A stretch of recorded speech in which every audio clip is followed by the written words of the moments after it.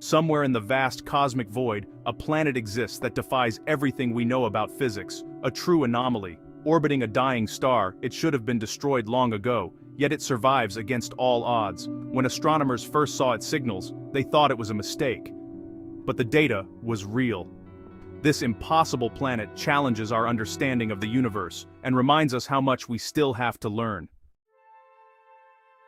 To truly grasp the magnitude of this discovery, we must first journey back to the very beginnings of planetary creation.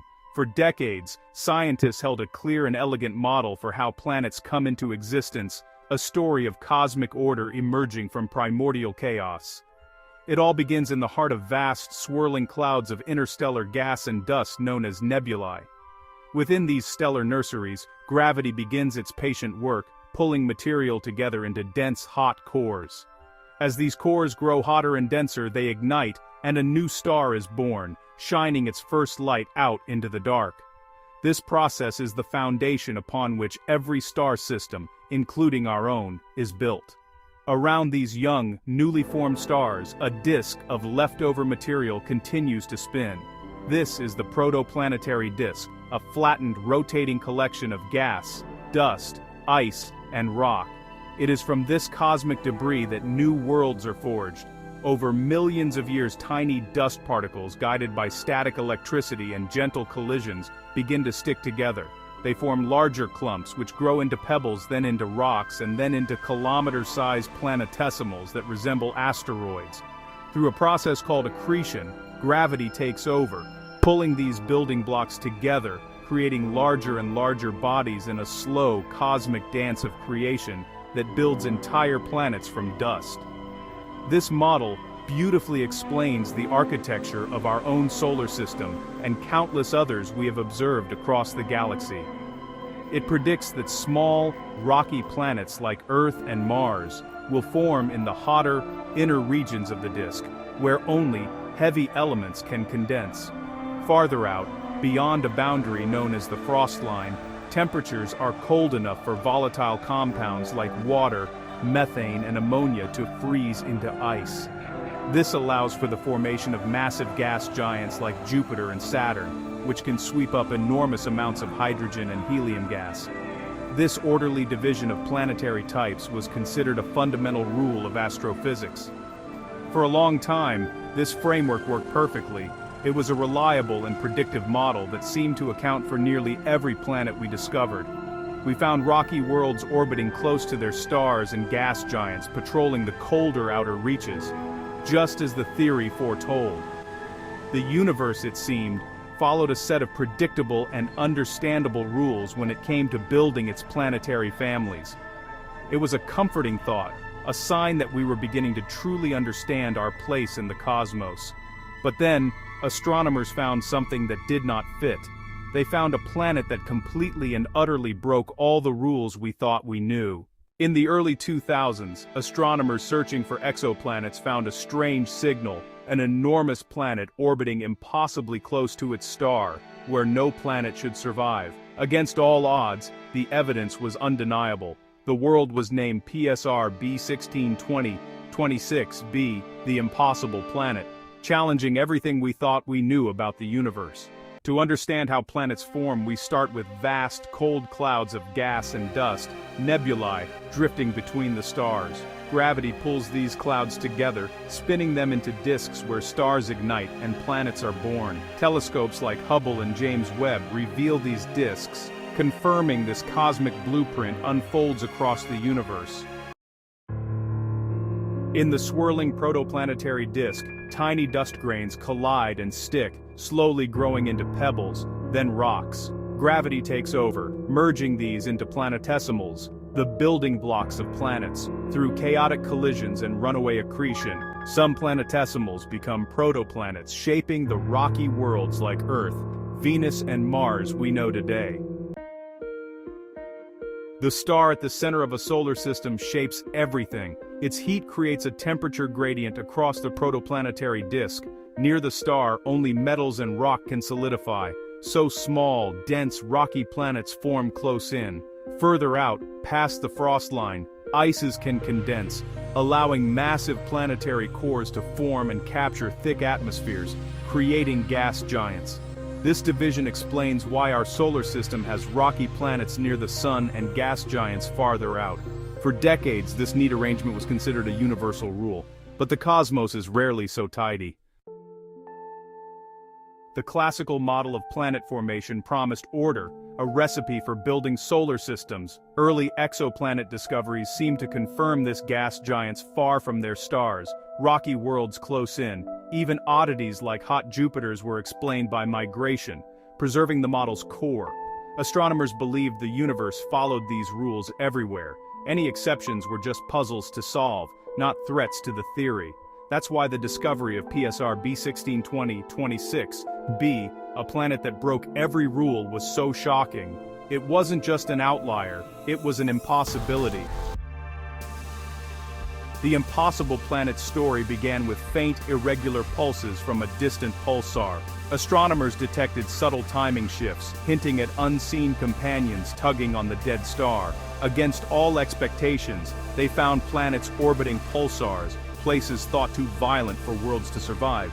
In the ancient cluster Messier 4, another pulsar, PSR B162026, showed similar anomalies. Years of patient observation revealed a third mysterious object, a planet orbiting both a pulsar and a white dwarf.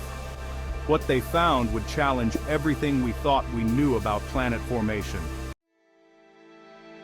The planet's orbit was wide and stable, but its age was the real shock. Located in a 12-billion-year-old cluster, PSR B162026b was nearly as old as the universe itself. According to theory, there shouldn't have been enough heavy elements back then to form planets, especially gas giants. Yet, the data was clear. This planet existed when the cosmos was young and raw. It was a paradox, a world built before the universe was ready for worlds. The evidence was undeniable, but the implications were staggering. How could such a planet exist? Hubble Space Telescope observations clinched the case. The planet was real, a gas giant, over twice Jupiter's mass, orbiting a pulsar and a white dwarf in a system nearly 13 billion years old. The astronomical community was stunned. PSR B162026b, nicknamed Methuselah, defied every rule of planetary science. It was too old, in the wrong place, orbiting the wrong stars. The discovery forced scientists to confront the limits of their models. The universe, it seemed, still had secrets to keep. To understand how impossible this planet is, we must look at the company it keeps. PSR B162026b orbits a pulsar, the dead hyperdense core left after a supernova. Any planet nearby should have been vaporized, yet this one survived the cataclysm. It orbits not just the pulsar, but also a white dwarf, caught in a chaotic system of dead stars. Its existence defies our models, a survivor of a cosmic apocalypse demanding new explanations. What if the planet wasn't there during the supernova but formed after, from the debris left behind? This is called a second-generation planet, but for PSR B162026b, there simply wasn't enough material or the right conditions to form such a massive world. So, we're left with a cosmic locked-room mystery. How did this impossible planet come to be?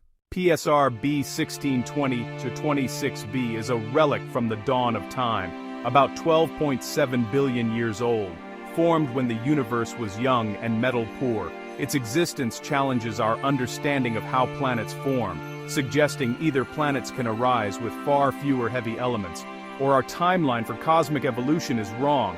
This planet is a fossil from the cosmic dawn, hinting the story of creation began much earlier than we thought.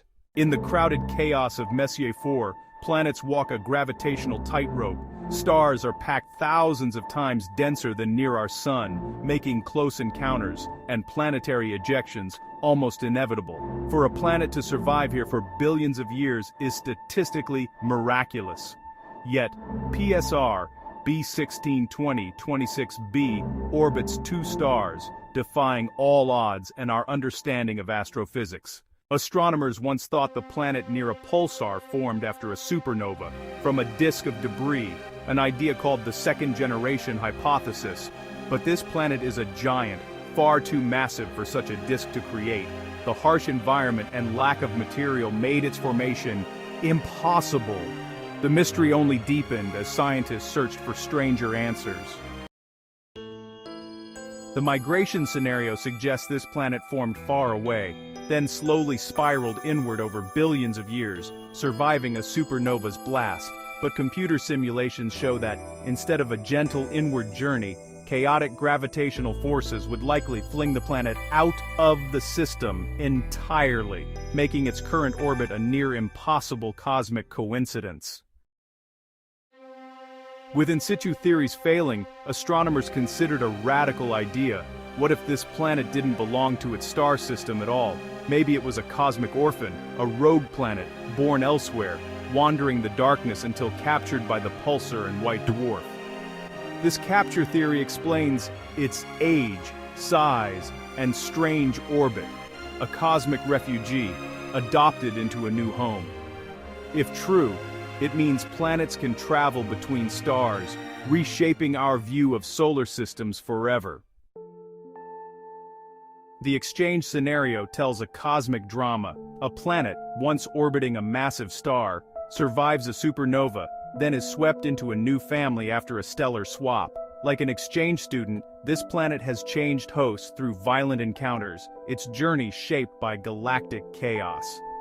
PSR B1620-26b stands as a silent witness to the universe's wild, interconnected past. The discovery of PSR B1620-26b shattered our old, orderly view of planetary formation. It revealed a universe far more chaotic and unpredictable than we imagined. Planets can be ejected, captured, or have their orbits changed by cosmic events, sometimes surviving supernovas or moving between stars. The cosmos is stranger, more violent, and infinitely more interesting than we ever knew. Rogue planets, worlds without a star, are not just theory, but a fundamental part of our galaxy. These cosmic orphans drift silently through the void, outnumbering planets bound to stars. The discovery of Methuselah shows planets can migrate between stars, suggesting a galaxy where worlds are exchanged, recycled, and their origins forever mysterious. The survival of a planet in the extreme environment around a pulsar forces us to radically rethink one of the most fundamental concepts in our search for life: the habitable zone. Traditionally, this zone is defined as the narrow band of orbits around a star where temperatures are just right for liquid water to exist on a planet's surface. Not too hot, not too cold. This Goldilocks zone has been our primary guide for identifying potentially life-bearing worlds, and it is intrinsically linked to the light and heat from a living, breathing star. But PSR B1620-26b exists in a place that is the antithesis of this zone, a realm of lethal radiation and gravitational chaos. While this specific gas giant is almost certainly not habitable itself, its existence in such an extreme location challenges the very premise of what makes a place habitable. It proves that planets can exist and persist in environments we once considered to be sterile death zones. If a world can survive the blast of a supernova and the continuous onslaught of a pulsar, then perhaps other smaller rocky worlds could too. Could such a planet, orbiting a dead star, find alternative sources of energy to support life? Perhaps geothermal energy from its core, heated by tidal forces, could create subsurface oceans of liquid water, shielded from the surface radiation by a thick crust of ice. This expands the search for life far beyond the traditional boundaries. We may need to look for habitable zones not just around stable, sun-like stars, but also in the most unexpected and hostile corners of the galaxy. The universe might be able to create pockets of habitability in places we have systematically ignored. Systems around pulsars, white dwarfs, and even black holes, once dismissed as barren, may now be considered potential targets in the search for extraterrestrial life. The impossible planet serves as a powerful reminder that life, or at least the worlds that could support it, may be far more resilient and resourceful than we assume. Ultimately, this discovery transforms our cosmic perspective. If impossible planets can exist, then perhaps impossible life can too. The universe is not limited by our scientific imagination. By showing us a world that defies every rule we thought we knew, PSR B162026b has flung open the doors of possibility. It encourages us to look for planets, and for life, in the last places we would ever expect to find them.